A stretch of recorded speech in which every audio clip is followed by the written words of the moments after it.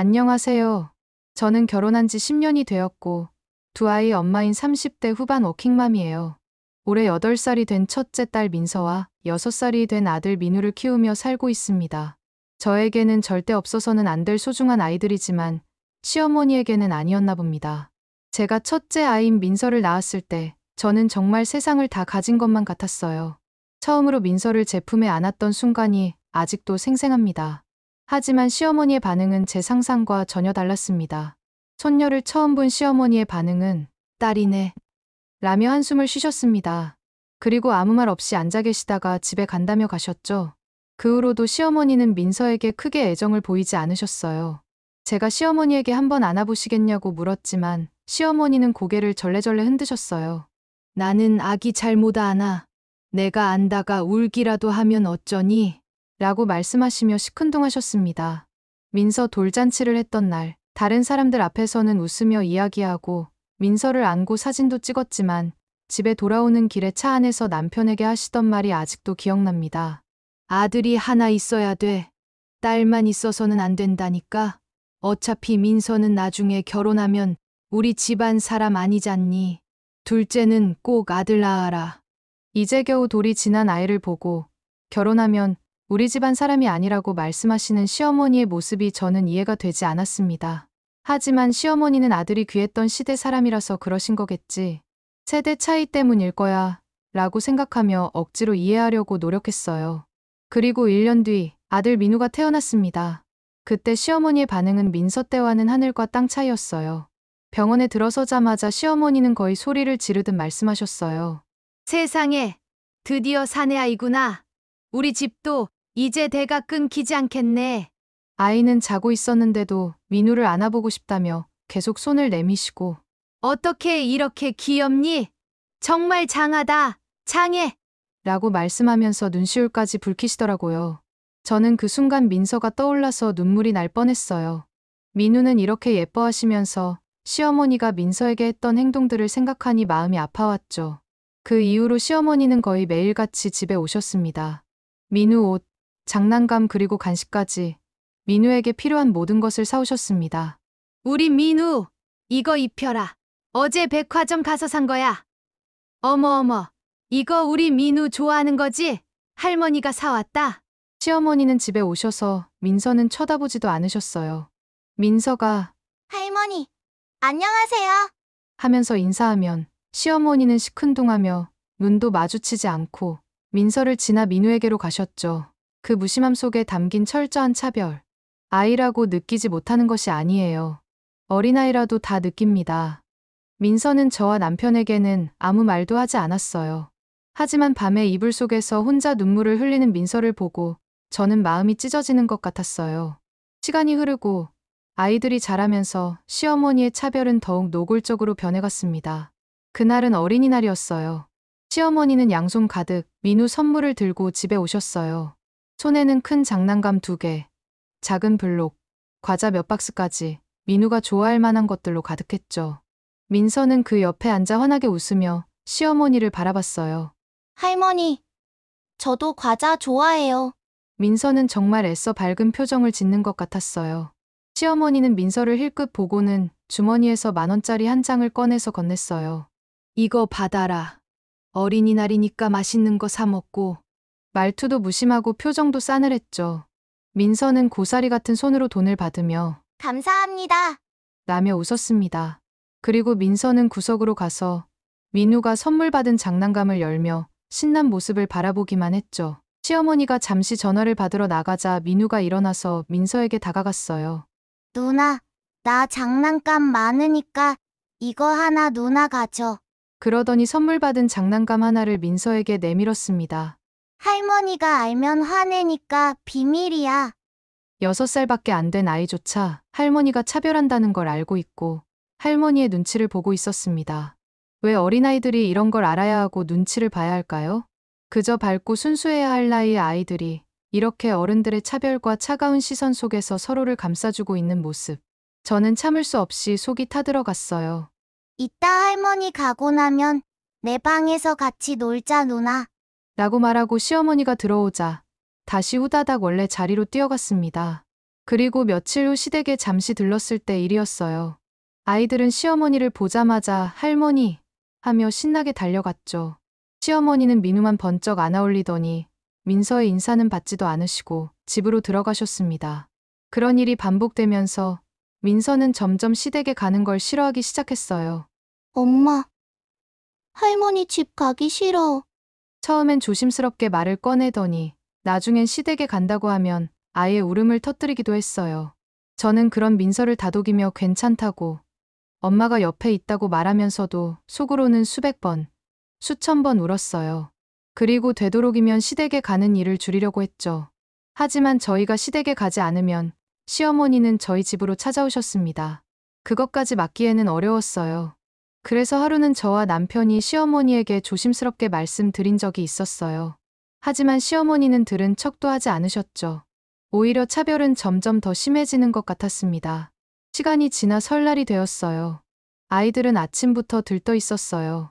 오랜만에 사촌들과 만난다는 생각에 아이들 둘 다 즐거운 마음으로 시댁으로 출발했죠.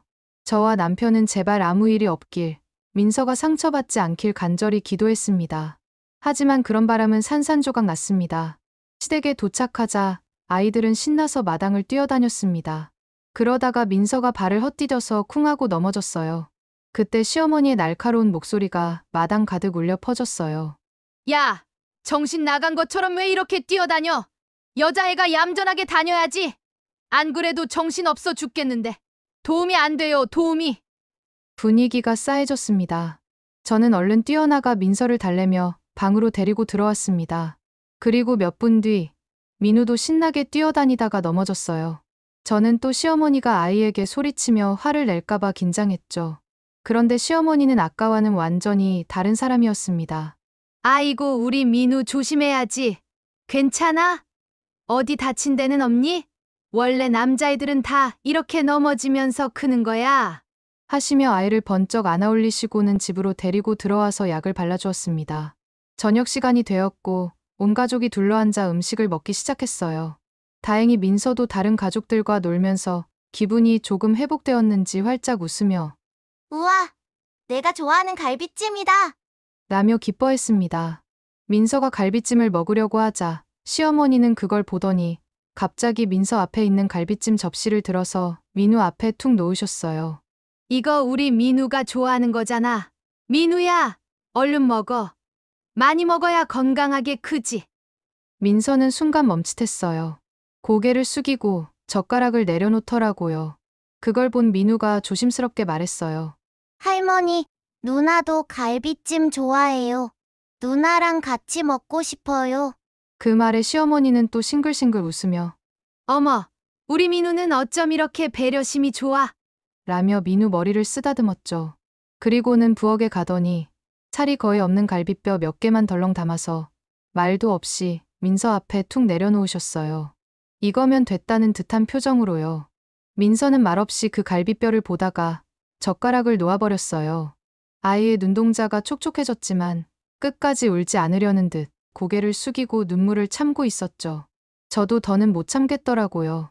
어머니, 민서도 갈비찜 좋아해요. 남편도 거들었어요. 엄마, 애들 둘 다 갈비찜 좋아하는데 왜 그러세요? 저와 남편의 말에도 시어머니는 들은 척도 하지 않고 아무렇지 않게 다른 가족들과 웃으며 대화를 이어갔어요. 그날 집으로 돌아가는 길, 차 안에서 민우는 민서에게 누나, 미안해. 아까 나 때문에 갈비찜 많이 못 먹었지? 라며 이야기했습니다. 민서는 그런 동생의 손을 잡으며 괜찮아. 민우 잘못 아니야. 라며 애써 웃으며 이야기했습니다. 저와 남편도 조용히 눈물을 훔쳤습니다. 그렇게 정신없이 하루하루가 지나가던 어느 날이었어요. 그날은 회사에서 갑자기 야근이 잡혔고 남편도 지방 출장을 갔다가 서울로 오는 중이라 아이들을 챙기기 어려운 상황이었죠. 친정엄마는 지방에 계시기 때문에 오실 수가 없었어요. 저희 부부는 울며 겨자 먹기로 시댁에 아이들을 맡기게 됐습니다. 저는 일이 끝나자마자 바로 택시를 타고 시댁으로 향했습니다. 제가 문을 열고 들어가자 시어머니는 부엌에서 요리를 하느라 제가 온 걸 모르시는 것 같았어요. 민우는 저를 보자마자 잔뜩 울상이 된 얼굴로 저에게 달려오더니 엄마, 누나 울어. 라며 제 손을 잡고 방으로 갔습니다. 방문을 열었더니 민서가 불 꺼진 방 안에서 혼자 웅크리고 앉아 울고 있었습니다. 소리가 새어나올까 입을 막고 울고 있었어요. 저는 달려가 아이를 안았습니다. 민서야, 왜 그래? 무슨 일 있었어? 민서는 제 품에 안기자마자 그동안 참았던 울음을 쏟아냈습니다. 민서가 진정되고 민서 입에서 나온 말들은 충격적이었습니다. 시어머니는 민서가 조금만 움직이거나 작은 소리만 내도 크게 화를 내며 가만히 있으라고 했대요. 그리고 민서는 어릴 때 당근을 먹고 토한 적이 있어서 아직도 당근을 잘 못 먹는데 시어머니는 그걸 알면서도 민서에게 억지로 당근을 먹이려고 했고 민서가 못 먹는다고 하자 밥그릇도 뺏어버리고 쓸모없는 거. 이래서 여자애들은 키울 게 못 돼. 라며 폭언을 쏟아부었다고 했습니다. 민서의 울음소리가 커지자 시어머니가 방문을 열고 들어왔습니다. 어머, 언제 왔니? 내가 오늘 민서 때문에 얼마나 힘들었는 줄 알아? 얘 완전히 짐덩어리야. 짐덩어리. 짐 덩어리라는 이야기를 듣는 순간 저는 결국 폭발했습니다. 어머니, 말 똑바로 하세요. 시어머니는 당황해서 저를 보고 고함을 질렀죠. 뭐? 너 지금 나한테 소리 질렀니? 미쳤어? 네, 맞아요. 저 지금 미쳤어요. 세상에 어떤 엄마가 자기 자식이 이런 취급당하는데 안 미치겠어요? 어머니, 저한테는 민서도, 민우도 똑같이 소중하고 귀한 제 자식들이에요. 어머니가 차별해도 되는 아이들이 아니라고요. 목소리가 떨리고 눈물이 쏟아지려는 걸 억지로 참았어요. 그때 출장 갔다가 집으로 온 남편이 방으로 들어와서 단호하게 입을 열었어요. 엄마 다시는 우리 애들 볼 생각하지 마세요. 뭐? 너 지금 뭐라고 했어? 엄마 때문에 우리 애들이 얼마나 상처받는지 알긴 해요. 우리 애들을 위해서 한 선택이에요. 시어머니는 남편을 향해 소리 질렀어요. 너까지 왜 이러니? 내가 뭘 그렇게 잘못했다고 그래? 엄마는 평생 모르시겠죠? 그러니까 애들 만날 생각하지 말라는 겁니다. 남편은 단호했고 아이들은 제 품에서 울고 있었어요. 저희는 아이들을 데리고 그대로 집을 나왔습니다. 그날 이후 시어머니는 수십 번 전화를 하고 문자를 보냈지만 저는 단 한 번도 받지 않았고 남편도 한결같이 단호했습니다. 시어머니가 저희 집을 찾아와도 절대 아이들을 보여주지 않았습니다. 다른 사람들이 볼 땐 너무한 거 아니냐, 왜 이렇게 예민하게 구냐라고 말할 수도 있겠지만 저는 더 이상 아이들이 상처받는 것을 지켜볼 수만은 없었고 어쩔 수 없는 선택이었습니다. 저와 남편은 아이들과 여행을 다니며 좋은 추억을 많이 만들어주기 위해 노력 중입니다. 그동안 받은 상처가 기억나지 않을 만큼 행복한 추억을 만들어주기 위해서요. 앞으로도 저와 제 남편은 아이들이 행복하게 성장할 수 있도록 계속 노력할 것입니다. 제 이야기는 여기까지입니다. 들어주셔서 감사합니다.